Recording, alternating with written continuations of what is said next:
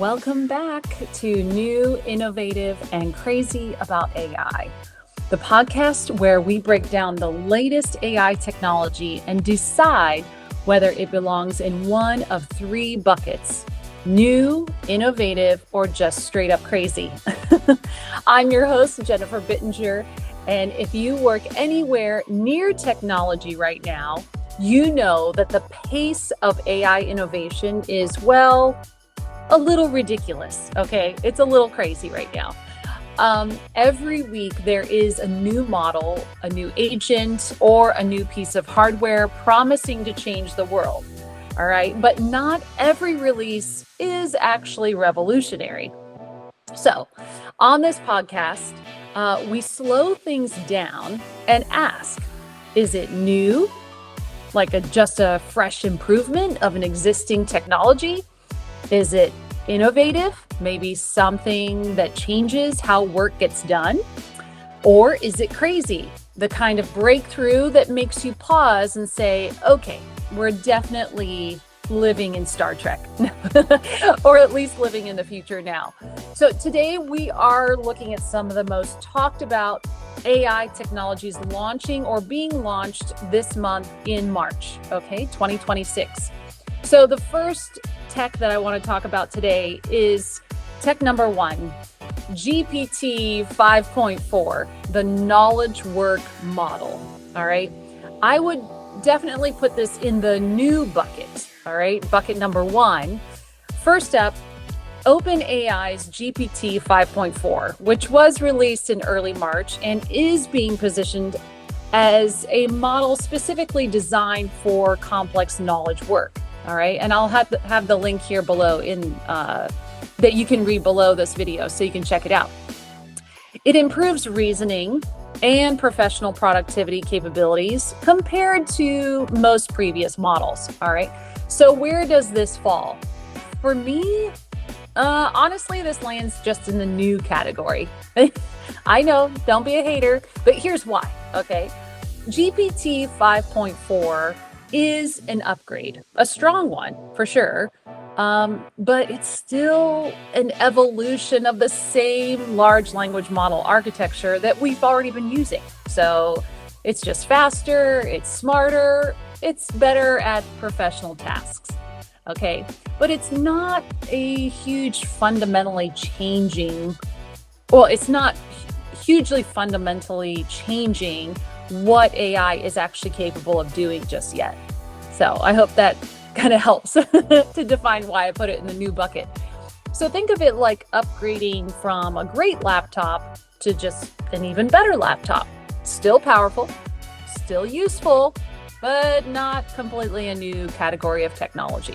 All right. The second tech that I want to cover today are AI agents moving into enterprise workflows. All right. So this is, I would say, definitely in the innovative bucket number two. Next up is something that's gaining serious momentum in March right now, this month. And these are the enterprise AI agents. All right. So this is getting really cool because it's going to have a much bigger impact, I think. Across industries, companies are now deploying agents that perform tasks with minimal human guidance. So across like manufacturing, logistics, marketing, customer service. I'll put the link below that you can check out the AI agent store. These systems don't just answer questions, they actually perform research, they qualify leads, they monitor data, they run workflows, and they coordinate with other tools, which I love. I think this is so fun. Thank you for becoming more than just an assistant, for these agents to become really more of an operations manager. I think it's pretty awesome. Why do I classify this as innovative? Agents fundamentally change how work happens. So instead of asking AI for help, you're assigning AI a job. So that's a bit of a big shift in my mind. So the work becomes more human sets the goal, and then AI plans the steps, and then AI executes the work, and then human reviews the outcome. So human sets the goal, AI plans the steps, AI executes the work, and then human reviews the outcome. Whoa. So that's a pretty big differentiator, I would say, with this new technology than we have seen in the past. All right, tech number 3. Here we go, folks. NVIDIA's OpenAI agent platform. I would definitely still place this in bucket number 2, innovative. All right. It's another big announcement coming this month for NVIDIA. I know it's coming out here pretty soon this month about their OpenAI agent platform. And I'll put the article below from Wired that you can read about it. And it's helping to make building AI agents far easier for developers and companies. So I think that's really a great step forward. Platforms like this, they're going to provide the infrastructure needed to deploy entire networks of agents working together. So not just one agent, but teams of agents, right? And I think that's pretty cool. So why does this matter?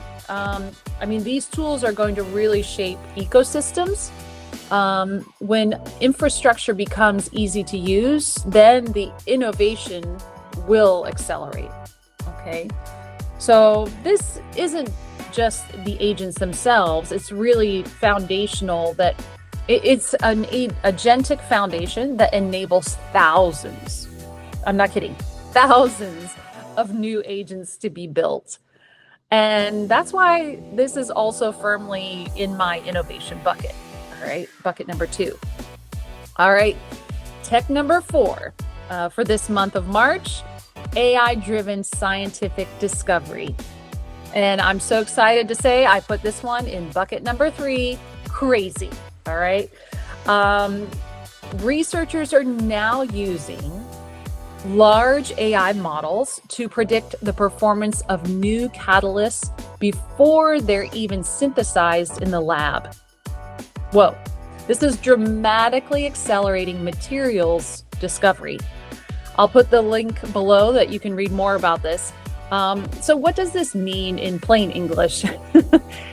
Instead of scientists testing thousands of chemical combinations in the lab, AI can simulate and predict which ones will work first.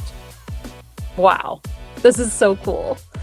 So that could speed up discoveries in clean energy, advanced materials, climate technology, and pharmaceuticals, which I work in primarily. My company Narrativa works in pharmaceuticals.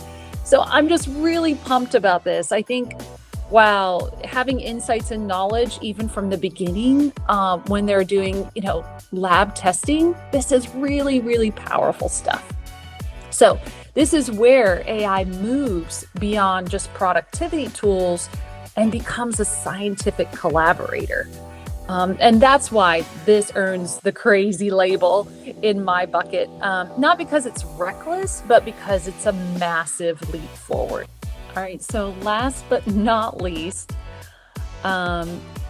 one more that really deserves to be in the crazy bucket is the sheer scale of the AI agent ecosystem right now. As of early 2026, just a few months ago, more than 100,000 AI agents are already indexed across multiple registries. And I have the link below in the description from the dev community. That means that thousands of digital workers are being deployed right now across industries.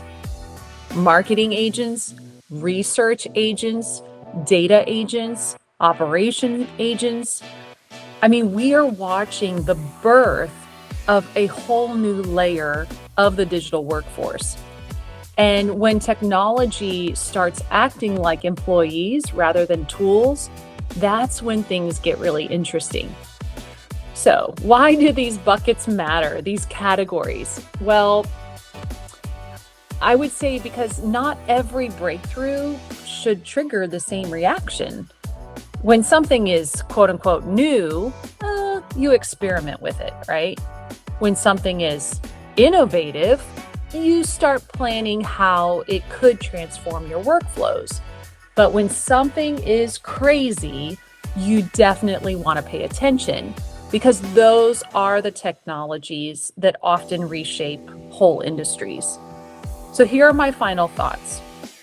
The biggest skills in the AI era are not just using new tools. Okay, that's not a great skill. I would say the most important skill is really understanding which innovations actually matter. Because the future is not going to be built by people who chase every headline. That's exhausting, right? I mean, it's really going to be built by people who understand the difference between new, innovative, and crazy. So, thanks for listening today to my podcast. I hope you enjoyed this episode. And if you liked it, please hit the like button, hit subscribe, share with a friend, and make sure you stay curious, stay innovative, and for sure, always stay human. So I'll see you next episode. Bye.